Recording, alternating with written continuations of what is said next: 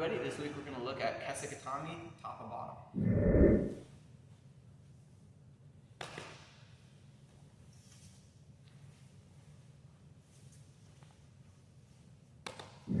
From the top of Kese-Gatame, we have two sneaky arm locks. Okay, this isn't my favorite attacking position. This isn't the strongest attacking position because I'm a little bit on an island.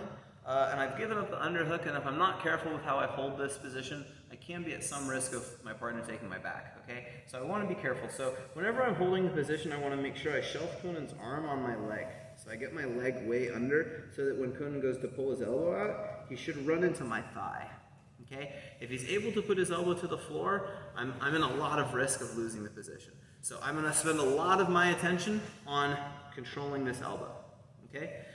What I want to do to attack is I want to start by peeling Conan's hand away from me. Okay, so if his hands are together, I have to be really careful. I don't want us to reach back and spend a ton of time digging here because my partner can make a grip around my back on my wrists, and this can be very difficult for me to get rid of, and I can give him my back also.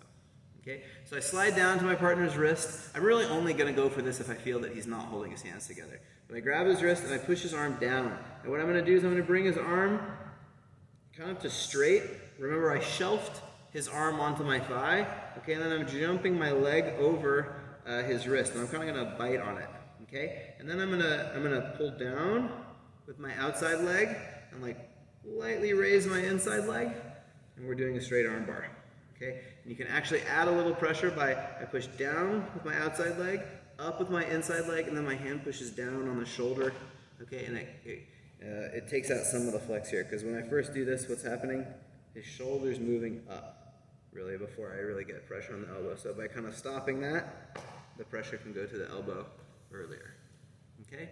The other option here will happen a lot when you go for the first option, right? I'm trying to go here, I'm trying to go here, and Conan's trying to resist me stretching his arm out, and so he'll bend it, and he'll bend up towards his head. When that happens, I'm gonna take my leg and just jump over my partner's wrist, okay? And then there's an Americana here.